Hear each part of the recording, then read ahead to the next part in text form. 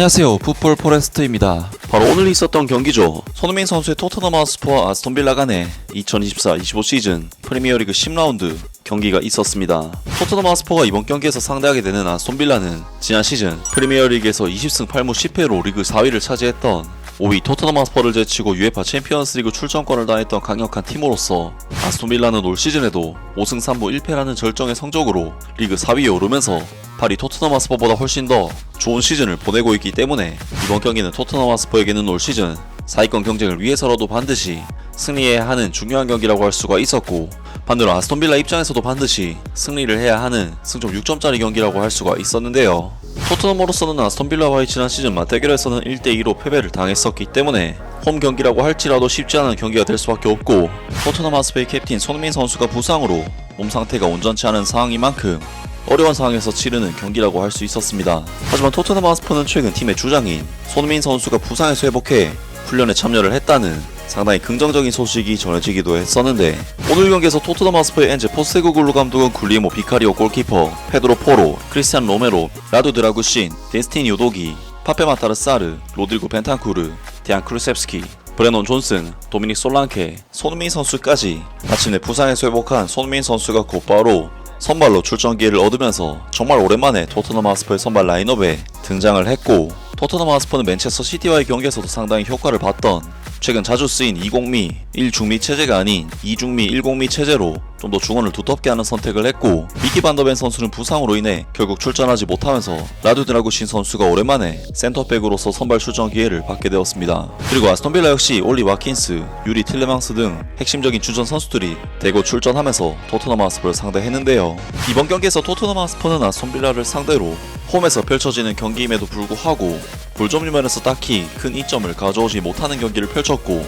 전반전 볼점률 수치가 54대 46, 슈팅 숫자도 7대 7로 거의 팽팽한 양상의 경기 내용이 나왔습니다. 확실히 아스톤빌라는 이번 시즌 그 어떤 강팀을 만나도 거의 50% 이상 볼 소유권을 가져갈 정도로 중원에서의 강한 압박을 이번 경기에서도 잘 보여줬는데, 특히나 토트넘 선수들은 중원에서 틸레망스 선수와 오나나 선수와의 경합에서 상당히 낮은 승률을 보이면서 볼 소유권들을 계속 내줬기 때문에 이번 경기는 토트넘 하트스퍼가 중원에서 패스워크를 통해 풀어나오기가 애초에 힘든 경기였고, 때문에 토트넘 하트스퍼는 중원이 아닌 측면으로 볼을 전개시키면서 손흥민 선수에게도 초반부터 여러 차례 볼터치 기회가 발생을 했습니다. 그리고 손흥민 선수는 경기 그 초반에는 터무니없는 볼터치로 빌라 수비진에게 볼 소유권을 내주면서 경기 감각이 아직 오르지 않은 듯한 모습을 보이기도 했었지만, 전반전 20분 왼쪽 측면에서 볼을 잡은 손흥민 선수는 볼롤 그리고 라크로케타로 한꺼번에 2명을 제끼는 드리블 스킬을 보여주면서 볼에 대한 감각이 여전히 살아있음을 팬들에게 보여줬는데요. 하지만 토트넘 하트스퍼는 여전히 공격 찬스 자체를 만들어내는 데는 상당히 어려움을 겪으면서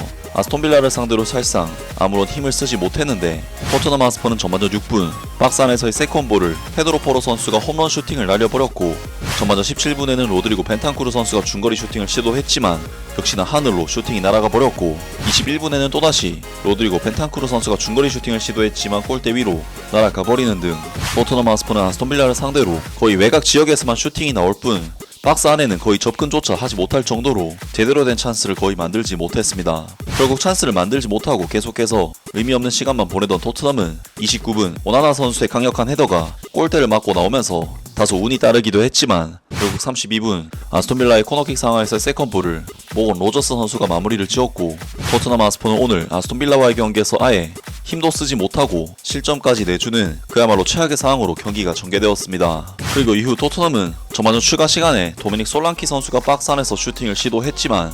콘사 선수의 6탄 방어에 막히고 말았고, 토트넘 하트스퍼는 결국 아스톤빌라와의 이번 경기 전반전을 0대1의 스코어로 마치는 홈팬들에게는 분명 실망스러운 경기력과 결과로 하프타임에 돌입을 했습니다. 물론 이번 경기는 토트넘 하트스퍼의 경기력 자체가 아스톤빌라에게 완전히 틀어막힌 경기이기 때문에 손흥민 선수로서도 뭔가 회복이 힘든 경기라고 할 수 있었는데,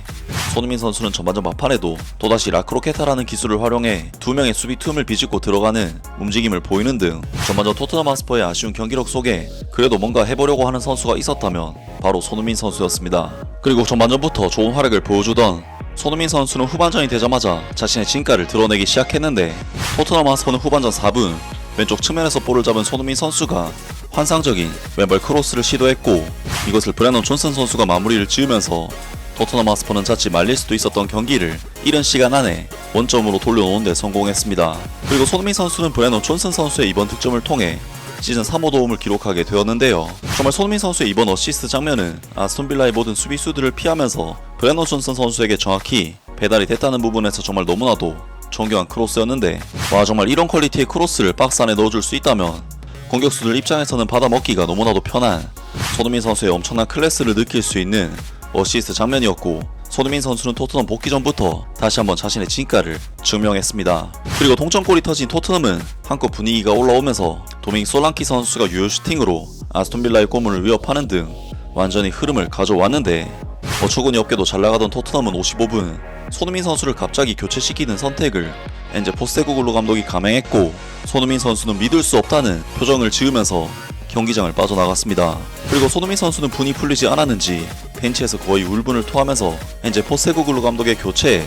다소 불만을 품은 듯한 표정을 짓기도 했는데요. 물론 손흥민 선수를 교체시킨 엔제 포스테코글루 감독의 선택은 아무래도 손흥민 선수가 지난번 복귀전에서도 무리하게 뛰었다가 부상이 재발했었기 때문에 예방 차원에서 교체를 감행한 것이었고, 아마도 손흥민 선수와 사전에 약속이 되어 있었기 때문에 이러한 선택을 한 것이 아닐까 싶지만, 아무리 그래도 경기장에서 가장 좋은 활약을 펼치고 있는 선수를 흐름이 왔을 때 교체시키는 선택은 타이밍이 다소 애매하지 않았나 싶고, 승부욕으로 똘똘 묻힌 손흥민 선수 입장에서는 당연히 불만을 품을 수밖에 없는 교체가 아니었을까 싶습니다. 그리고 손흥민 선수를 교체시킨 토트넘은 손흥민 선수의 교체와 함께 갑자기 템포가 뚝 떨어져 버리면서 손흥민 선수를 교체시킨 판단이 이대로 실패로 돌아가나 싶었는데, 토트넘 하스퍼는 76분 대한 쿨셉스키 선수의 환상적인 킬패스를 이어받은 도미닉 솔랑키 선수가 환상적인 칩샷으로 마르티네지 골키퍼를 무너뜨렸고, 토트넘 하스퍼는 결국 손흥민 선수의 교체 등 다소 어수선한 분위기가 있었지만 역전까지 해내는데 성공을 했습니다. 그리고 토트넘은 여기서 그치지 않고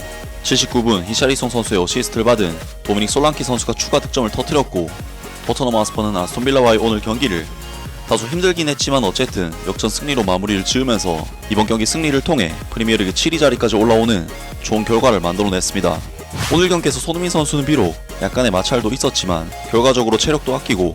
승리도 거두는 좋은 결과를 얻었고, 미쳐버린 크로스로 어시스트를 기록하는 등 클래스 넘치는 활약을 펼치면서 평점 7점대의 좋은 평가와 함께 이번 경기를 마무리했습니다. 정말 손흥민 선수에게 오늘 경기는 한 달 만에 공식전 경기였기 때문에 팬들 입장에서는 반신반의할 수 있는 그런 경기였지만, 역시나 손흥민 선수는 득점한 클래스를 제대로 보여주는 자신이 살아있다는 것을 증명하는 정말 환상적인 경기를 펼쳤는데요. 손흥민 선수의 오늘 정도 활약이라면 앞으로도 많은 득점이 터지지 않을까 싶은데, 이번 시즌에도 두 자릿수 득점을 기록해서 9년 연속 두 자릿수 득점의 대기록을 달성했으면 좋겠습니다. 아무튼 오늘 영상은 여기까지고요. 영상 재밌게 보셨다면 구독과 좋아요 그리고 댓글 부탁드립니다.